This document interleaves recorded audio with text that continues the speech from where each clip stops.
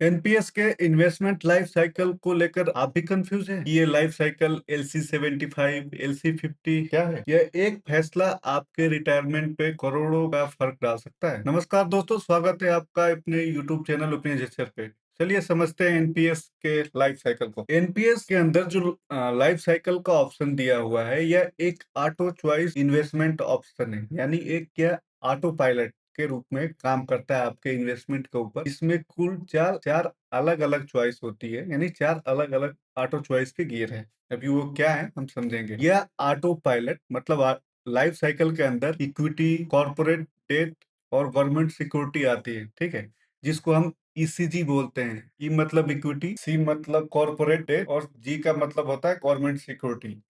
यानी यह auto pilot आपकी एज के हिसाब से, जब आपकी एज कम है तो इक्विटी में एक्सपोजर ज्यादा रहेगा, और जैसे जैसे एज बढ़ती जाएगी इक्विटीज में एक्सपोजर कम होके गवर्नमेंट और कॉर्पोरेट डेब्ट में बढ़ेगा। अब लाइफ साइकिल के कितने वेरिएंट होते हैं? तो इसमें कुल 4 वेरिएंट है, ठीक है। LC25, LC50, LC75 और बैलेंस LC50, ठीक है। ये LC25-50 का मतलब क्या है? LC25 का मतलब है कि इक्विटी में इस इन्वेस्टमेंट के तहत 25% आपके कुल जो अमाउंट इन्वेस्ट हो रहा है मंथली, उसका 25% इक्विटी में इन्वेस्ट होगा, ठीक है। और LC55 में 50% होगा। वैसे ही LC75 में 75% इक्विटी में इन्वेस्टमेंट होगा और बैलेंस LC50 में भी 50% होगा। लेकिन ये एज क्राइटेरिया के हिसाब से इक्विटी में एक्सपोजर कम होता जाएगा। ये LC25 और LC50 सेंट्रल गवर्नमेंट एम्प्लॉय के लिए 2019 से अवेलेबल है, जबकि LC75 और बैलेंस LC50 ये अभी पिछले महीने अक्टूबर में सेंट्रल गवर्नमेंट एम्प्लॉय को ऑप्शन दिया गया है, इसको भी चुनने के लिए, ठीक है। तो इन चारों ऑप्शनों में क्या डिफरेंस है, अभी वो हम आगे देखते हैं। एज के हिसाब से इक्विटी में इन्वेस्टमेंट घटेगा और गवर्नमेंट और कॉरपोरेट में बढ़ेगा। अभी देखते हैं। मान लीजिए मैक्स अप टू 25 ईयर की एज तक अगर आप LC75 ऑप्शन को चूज करते हैं अपने इन्वेस्टमेंट में, तो इक्विटी में जो एक्सपोजर होगा 75 का, कॉर्पोरेट डेट में 10% और गवर्नमेंट में 15% का होगा, ठीक है। वैसे ही LC50 में 50%, कॉर्पोरेट में 30 और गवर्नमेंट में 20% का इन्वेस्टमेंट होगा, जो आपका मंथली इन्वेस्टमेंट एनपीएस अकाउंट में होता है, जो आपके बेसिक और डीए का 10% होता है आपकी तरफ से।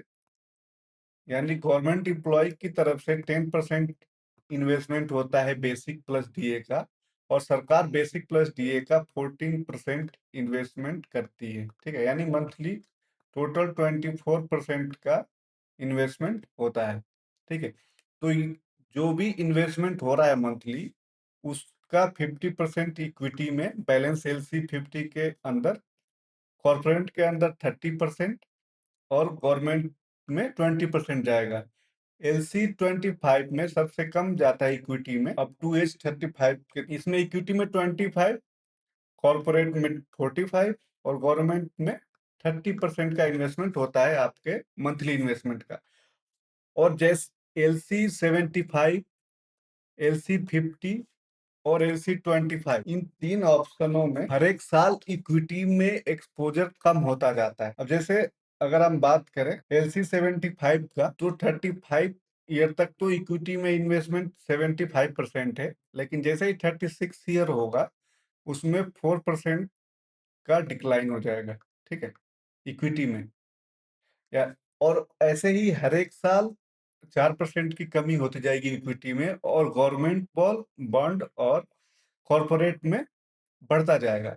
LC55 में आपका 2% कम होता है प्रत्येक साल इक्विटी में, और LC25 में प्रत्येक साल 1% की कमी आती है, ठीक है। बैलेंस LC55 अलग है। जैसे ही आपकी एज 45 होती है तो LC75, LC50, LC25 इनमें तो इक्विटी एक्सपोजर कम हो जाएगा और गवर्नमेंट और कॉर्पोरेट में बढ़ जाएगा।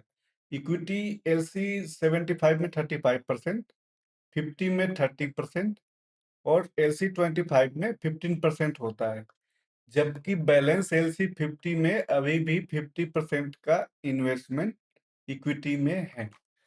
बैलेंस LC50 का ऑप्शन यदि आप चुनते हैं तो आपकी एज 45 ईयर्स तक होने तक जो आपका इन्वेस्टमेंट है उसका इक्विटी में 50%, कॉर्पोरेट में 30% और गवर्नमेंट में 20% का इन्वेस्टमेंट होगा 45 ईयर्स तक।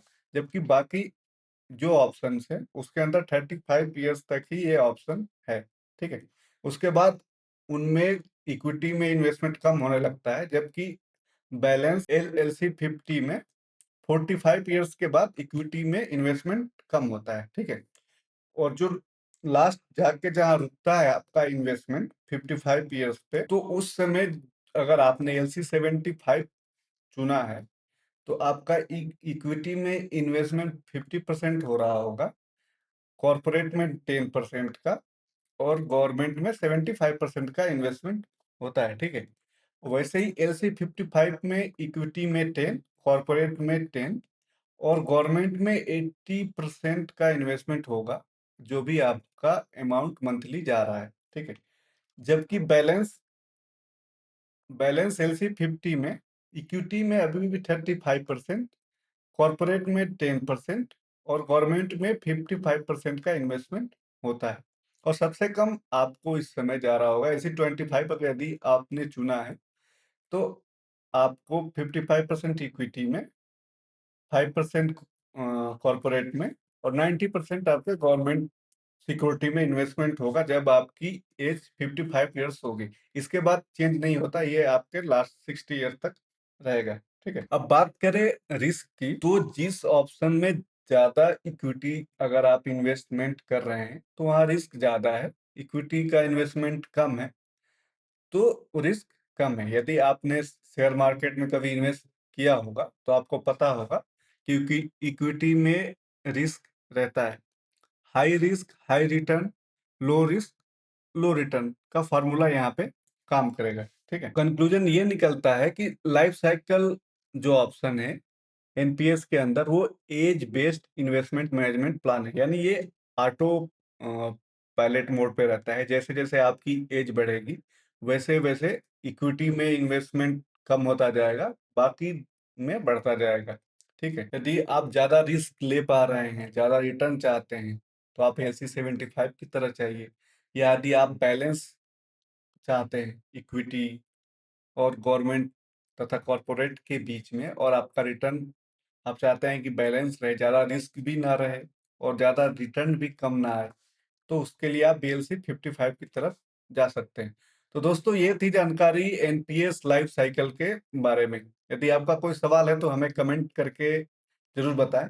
इसके अंदर भी कुछ ऑप्शन आते हैं, moderate auto choice, conservative auto choice, active scheme और स्टैंडर्ड स्कीम का। तो ये चारों स्कीम क्या है इसके बारे में हम अगली वीडियो में बात करेंगे। ठीक है, वीडियो अच्छी लगी हो तो वीडियो को लाइक करें, चैनल को सब्सक्राइब करें और दोस्तों के साथ शेयर करें। मिलते हैं अगले वीडियो में।